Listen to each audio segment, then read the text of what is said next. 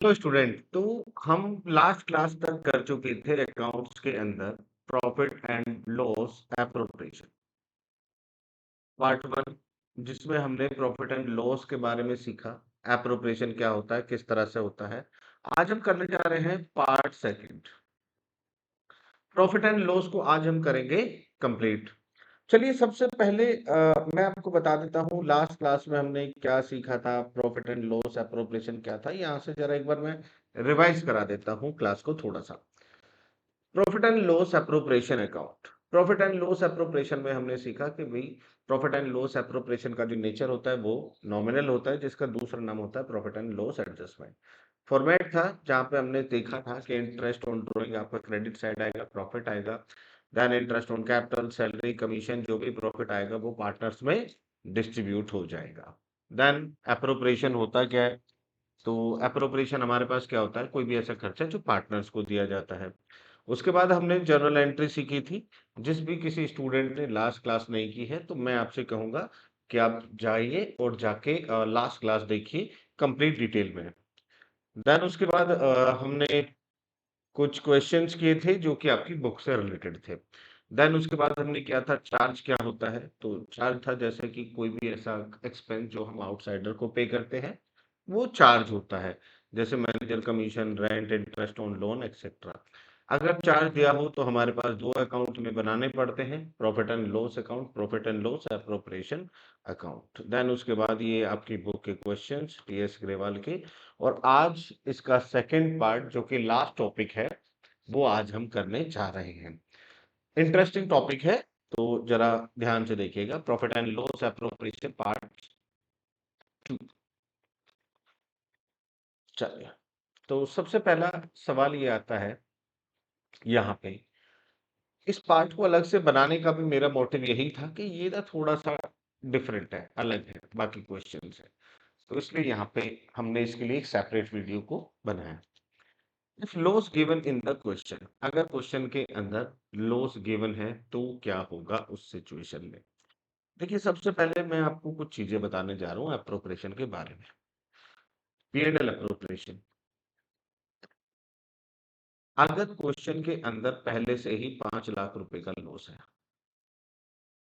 पहले से ही लॉस है, तो मैं आपको बता दूं एप्रोप्रिएशन के अंदर जो भी खर्चे हैं जैसे interest on capital, salary, partner commission, इनमें से कोई भी खर्चा नहीं दिया जाता। यानी कि ना ही तो पार्टनर को सैलरी अलाउ की जाती है, ना ही कमीशन, ना ही इंटरेस्ट ऑन कैपिटल, कुछ भी अलाउ नहीं किया जाता। मींस अगर आपने प्रॉफिट एंड लॉस से ऑलरेडी लॉस बुक किया है तो मैं आपको बता दूं पी एंड एल एप्रोप्रिएशन में लॉस कभी भी इंक्रीज नहीं होता, ये सिर्फ डिक्रीज होता है। क्यों? क्योंकि देखिए मान लो मुझे 5 लाख का लॉस है, तो ये लॉस कब पड़ेगा, जब मेरे और एक्सपेंसेस होंगे, जैसे इंटरेस्ट ऑन कैपिटल हुआ, पार्टनर्स की सैलरी हुई, पार्टनर्स का कमीशन, ये कुछ खर्चे होंगे। लेकिन सवाल ये कहता है कि भाई देखिए यदि क्वेश्चन में आपको लॉस गिवन है तो आप इन सबको अलाउ नहीं करेंगे, आप सिर्फ और सिर्फ देंगे इंटरेस्ट ऑन ड्रॉइंग। यानी कि अगर मैं आपको कहूँ लॉस है तो आपको सिर्फ इंटरेस्ट ऑन ड्रॉइंग देना होता है अप्रोप्रिएशन के अंदर, बाकी आपको कुछ भी नहीं देना होता। क्लियर हुआ? तो अब इसका एक हम क्वेश्चन करके देख लेते हैं कि क्वेश्चन क्या कहता है और किस तरह से करते हैं। A and B are the partner sharing profit equally. A और बी दो पार्टनर हैं जिनका प्रॉफिट शेयरिंग रेशियो क्या है, इक्वल है। ए and be the partner sharing profit equally. Partnership deal provide that both A and B get monthly salary 50,000 each। ए और B दोनों को सैलरी मिलती है 15,000 ईच मंथली।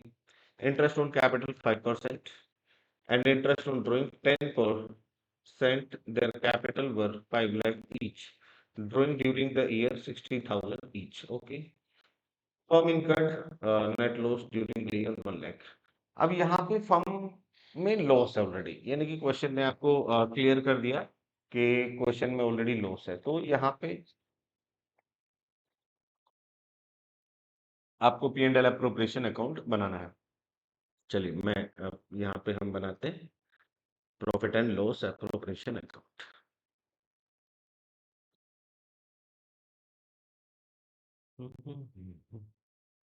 एकदम आसान है। Profit and loss appropriation account,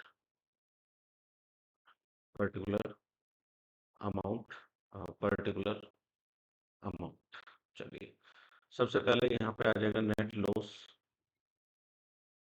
जो कि हमारे पास आएगा कहाँ से, प्रॉफिट एंड लॉस अकाउंट से।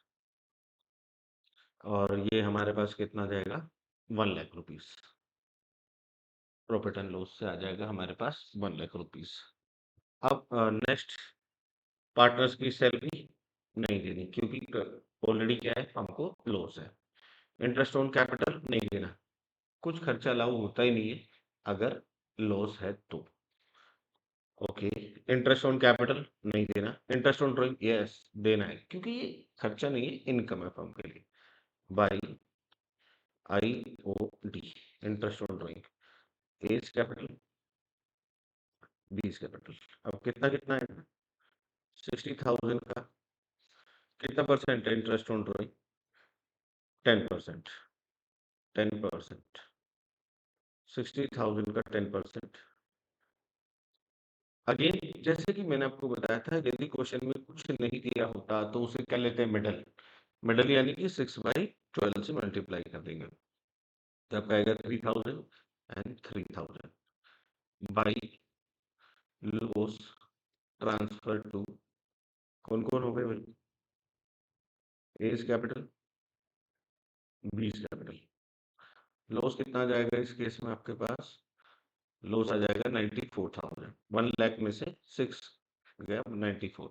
अगर मैं कहूँ कि 94,000 को इक्वली डिवाइड कर दें, देन हमारे पास कितना आएगा, 47,000 एंड 47,000।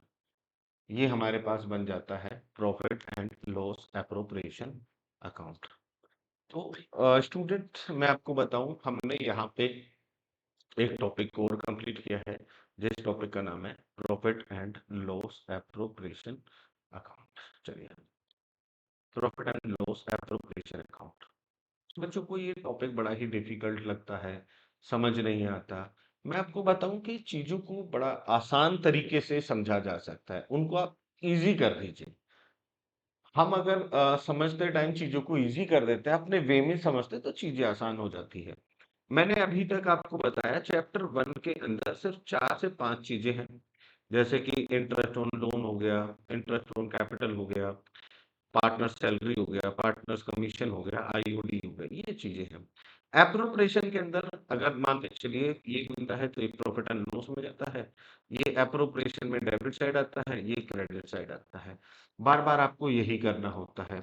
नेट प्रॉफिट के अंदर आपको एक एडजस्टमेंट दी होती है, आफ्टर डेबिटिंग सैलरी। अगर आपको दिया है प्रॉफिट आफ्टर डेबिटिंग सैलरी, तो इसका मतलब आपको क्या करना है, प्रॉफिट में प्लस करना होता है, क्योंकि हमें क्या चाहिए, बिफोर डेबिटिंग सैलरी एक्सेट्रा, ये सारी चीजें चाहिए। तो यहाँ से हमारा जो कंप्लीट होता है वो होता है P&L अप्रोप्रिएशन अकाउंट कंप्लीट हो जाता है। अब मैं आपको बताता हूँ यहाँ पे, नेक्स्ट क्लास में हम सीखेंगे गारंटी।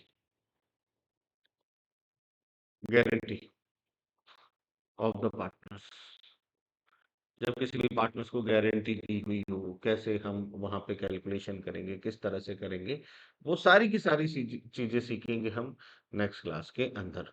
तो जब तक के लिए, अगर आपको ये सारी चीजें क्लियर हैं, अच्छी हैं, तो आगे की क्वेश्चन प्रैक्टिस कीजिए। अदरवाइज आप क्या कर सकते हैं, अपनी कोई भी क्वेरी, कोई भी डाउट इस नंबर पे व्हाट्सएप करके भी पूछ सकते हैं। आप डायरेक्टली मुझे, कोई भी क्वेरी होती है, कोई भी डाउट्स होता है, आप मुझे इस नंबर पे व्हाट्सएप कीजिए, आपके डाउट को सोल्व किया जाएगा।